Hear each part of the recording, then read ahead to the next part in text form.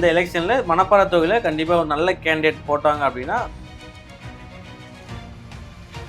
Particular Manapparai தொகுதியில் சிறுபான்மை அதிகமாக இருக்கிறதுனால டிவிகேலும் குறைஞ்சது. அது மட்டும் இல்லாமல் டிவிகேலேருந்து கூப்பா கிருஷ்ணன் அவங்க வந்து ஜாயின் பண்ணியிருக்காங்க.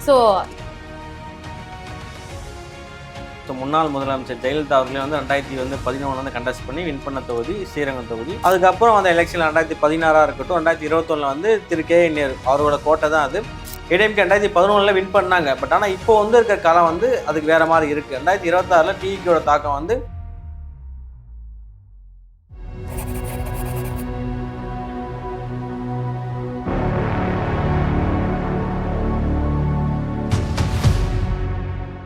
வணக்கம். இன்னைக்கு நம்ம வந்து திருச்சி மாவட்டம் மணப்பாறை சட்டமன்ற தொகுதி பத்தி தான் பார்க்க போறோம். நம்ம கூட பொலிட்டிக்கல் அனலிஸ்ட் திரு மணிரத்னம் சார் அவங்க வந்து இருக்காங்க. ஸோ அவங்க கிட்ட நம்ம இந்த தொகுதி பத்தி கேட்டு தெரிஞ்சுக்கலாம்.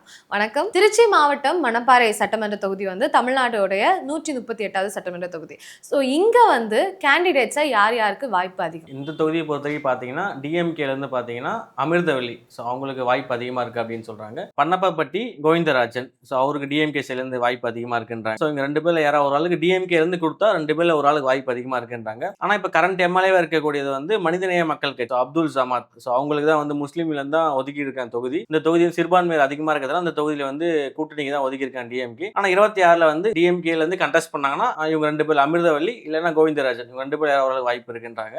ஏடிஎம்கேல இருந்து பாத்தீங்கன்னா எக்ஸ் எம்எல்ஏ சந்திரசேகர் அவருக்கு தான் அந்த தொகுதிக்கு போறதுக்கு அதிகமான வாய்ப்பு இருக்கு அப்படின்னு சொல்றாங்க. அதுக்கு அடுத்தபடியே பாத்தீங்கன்னா விஜயகுமார். ஸோ இவங்க 2 பேர்ல யாராவது ஒரு ஆளுக்கு ஏடிஎம்கேல இருந்து போறதுக்கு வாய்ப்பு அதிகம். ஆஃப்டர் எஸ்ஏ ரிவிஷன் வந்து டோட்டல் ஓட்டர்ஸ் கவுண்ட் அப்படின்னு பாத்தீங்கன்னா 2,56,684. ஸோ இதுல வந்து டெலிட்டட் என்ட்ரிஸ் எவ்வளவு அப்படின்னு பாத்தீங்கன்னா 27,702. ஸோ நீங்க முன்னாடி சொன்ன மாதிரி இந்த தொகுதியில வந்து சிறுபான்மையினர் வந்து அதிகமா இருக்காங்க அப்படின்னு சொன்னீங்க. ஸோ இந்த தொகுதியில எந்தெந்த சமுதாயத்தினர் எல்லாம் இருக்காங்க? ஸோ மணப்பாறை தொகுதியை பொறுத்த வரைக்கும் பார்த்தீங்கன்னா சிறுபான்மையினர் அவங்க தான் பெரும்பாலும் இருந்தாலும் மற்ற சமுதாயத்தினரும் கணிசமாக இருக்காங்க. ஸோ முத்துரை சமுதாயமாக இருக்கட்டும், பட்டியலின மக்களாக இருக்கட்டும், ஸோ கல்லர் சமுதாயம், மற்றவங்க எல்லாருமே ஒரு கணிசமான ஓட் பேங்காக இருக்கு. அதிக அளவில் பெரும்பான்மையாக வந்து சிறுபான்மையர் மற்றும் கிறிஸ்டின்ஸ் வந்து அதிகமாக இருக்காங்க அந்த தொகுதி. இந்த தொகுதியில வந்து கடந்த 3 ஆண்டுகள் வந்து எலெக்ஷன் நடந்திருக்கு. அதுல வந்து ஏடிஎம்கே வந்து 2 முறையும் டிஎம்கே கூட்டணி வந்து 1 முறையும் வெற்றி பெற்றிருக்காங்க. ஸோ இந்த 2026 எலெக்ஷன் வந்து எப்படி களம் இருக்க போகுது? ஏன்னா புதிய கட்சியான டிவிகேயும் வந்து களம் இறங்குறாங்க இல்லையா? ஸோ இங்க வந்து எப்படி களம் இருக்க போகுது? ஸோ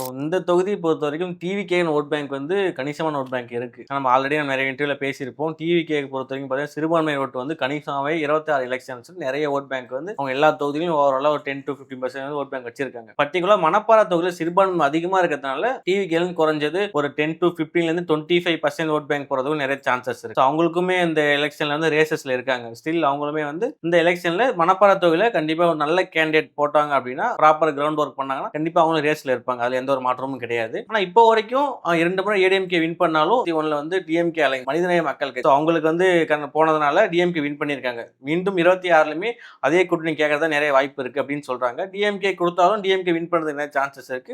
மனிதநேய மக்கள் கட்சி மீண்டும் கண்டெஸ்ட் பண்ணாங்கன்னா அவங்களுக்குமே வாய்ப்பு அதிகமாக தான் இருக்கு. ஏடிஎம்கே பொறுத்த வரைக்கும் இந்த முறை வந்து இந்த தொகுதியில் வந்து கொஞ்சம் பேட்டல் கிரவுண்டா தான் இருக்கும். நீங்க சொன்ன மாதிரி 2 முறை வின் பண்ணது வந்து 2011 2016லயுமே வின் பண்ணியிருக்காங்க. ஆனா 2026ல அந்த மாதிரி இருக்காது இந்த தொகுதியை பொறுத்த வரைக்கும். ஸோ இந்த தொகுதியில வெற்றி வாய்ப்பு யாருக்குன்னு கேட்டா 60% டிஎம்கேக்கும் 40% ஏடிஎம்கே அலைன்ஸ் தான் வாய்ப்பு இருக்கு. டிவிகே பொறுத்த வரைக்கும் ரேஸ்ல 3வது இடத்துல வரதுக்கு நிறைய சான்சஸ் இருக்கு இந்த தொகுதியில. இந்த தொகுதியில 60% டிஎம்கேக்கும் 40% ஏடிஎம்கேக்கும் அப்படின்னு சொல்லியிருக்காங்க. ஸோ டிவிகேனுடைய தாக்கம் இதுல வந்து ரொம்பவே இருக்கு அப்படின்னு சொல்லியிருக்காங்க. ஸோ அந்த தாக்கத்தை பொறுத்து களம் எப்படி மாறப்போகுது, என்ன ஆக போகுது அப்படின்னு சொல்லிட்டு நம்ம பொறுத்திருந்து பார்க்கலாம். இப்போ நம்ம அடுத்த தொகுதியை பத்தி பார்க்கலாம். பழனி ஆண்டிக்கே மீண்டும் சீட் கிடைக்குமா, இல்ல ஏடிஎம்கே அவங்களுடைய கோட்டையை வந்து கைப்பற்றுவாங்களா? ஓகே, இப்போ அடுத்து திருச்சி மாவட்டத்தினுடைய ஒவ்வொரு தொகுதி பத்தி தான் நம்ம வந்து பார்த்துட்டு இருக்கோம். ஸோ அதுல வந்து ஸ்ரீரங்கம் தொகுதி முக்கியமான தொகுதி. இது வந்து தமிழ்நாட்டினுடைய 131வது சட்டமன்ற தொகுதி. இங்க வந்து எந்தெந்த கேண்டிடேட்ஸ்க்கு வாய்ப்பு அதிகம்? திருச்சியில முக்கியமான தொகுதியில ஒன்று ஸ்ரீரங்கம் தொகுதி. ஸோ முன்னாள் முதலமைச்சர் ஜெயலலிதா அவர்களே வந்து 2011 கண்டெஸ்ட் பண்ணி வின் பண்ண தொகுதி ஸ்ரீரங்கம் தொகுதி. அதுல பாத்தீங்கன்னா டிஎம்கேல இருந்து இப்போ சிட்டிங் எம்எல்ஏவா இருக்கக்கூடிய திரு பழனி ஆண்டி, ஸோ அவருக்கு தான் வாய்ப்பு அதிகம்னு சொல்லிட்டு சொல்றாங்க. அதுக்கு அதுக்கு அடுத்தபடியா திமுகல வந்து ஒரு 2 பேர் அடிபடுது. ஆனாலும் இப்போ திமுக தலைமையில சரி திரு பழனியாண்டியன் நெருக்கமா இருக்கிறதுனால ஆனா அவருக்கு வாய்ப்பு இன்னமும் அவருக்கான வாய்ப்பு அதிகமா இருக்கு அப்படின்னு சொல்றாங்க. ஸோ ஏடிஎம்கேல வந்து பாத்தீங்கன்னா முன்னாள் அமைச்சர் வளர்மதி.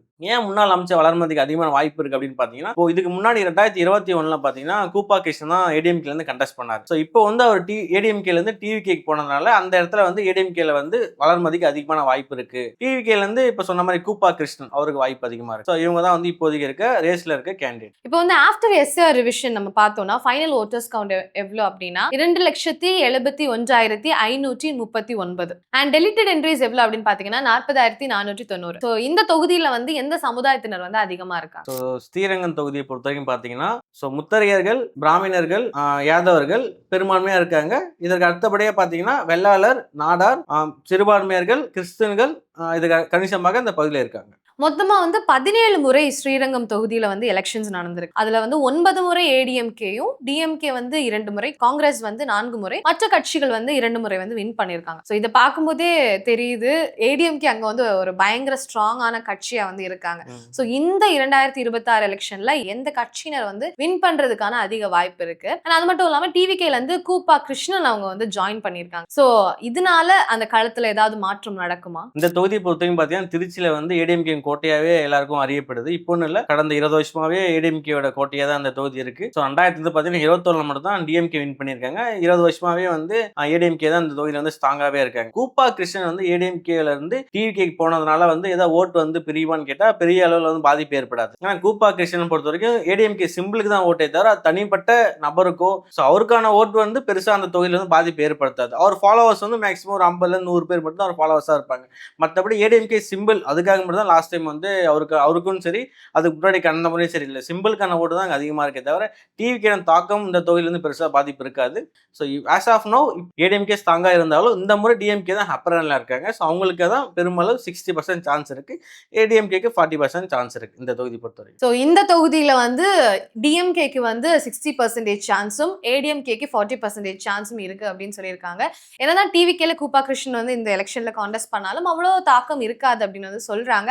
நம்ம வந்து பொறுத்திருந்து பார்க்கலாம். இப்போ நம்ம அடுத்த தொகுதியை பத்தி பார்க்கலாம். ஸோ எஸ் நம்ம திருச்சி மாவட்டத்தினுடைய ஒவ்வொரு சட்டமன்ற தொகுதி பத்தி பார்த்துட்டு வரோம். அதுல அடுத்த தொகுதியான திருச்சி வெஸ்ட் இது வந்து தமிழ்நாட்டினுடைய 140வது சட்டமன்ற தொகுதி. ஸோ இங்க வந்து எந்தெந்த கேண்டிடேட்ஸ்க்கு வாய்ப்பு அதிகம்? ஸோ திருச்சியில வந்து முக்கியமான தொகுதியில ஒன்று திருச்சி வெஸ்ட் ஒன்று. ஸோ நம்ம வந்து டிஎம்கேல இருந்து ஒரு ஆப்ஷனே போக தேவையில்ல. திரு கே நேரு அவர்கள் தான் திருச்சி வெஸ்ட்ல வந்து கண்டெஸ்ட் பண்ணுவார். ஸோ அவரோட தொகுதின்றதுனால கண்டிப்பா அவருக்கு தான் வாய்ப்பு அதிகம். வாய்ப்பு இல்லை. ஸோ அவருக்கு நேம் தாண்டி வேற யாரும் சொல்ல தேவையில்ல. ஸோ ஏடிஎம்கேல இருந்து பாத்தீங்கன்னா செந்தில் அவரும் ட்ரை பண்ணிட்டு இருக்காரு ஏடிஎம்கேல இருந்து. அப்புறம் வந்து முஸ்தபா. ஸோ 2 பேர் யாராவது ஓரளவுக்கு வரதுக்கு நிறைய சான்சஸ் இருக்கு. ஸோ டிவிகேல இருந்து இது வரைக்கும் கேண்டிடேட் டிசைட் பண்ணல. ஸோ என்டிகே ஒன்றும் பெருசாக அனௌன்ஸ் பண்ணுவாங்க.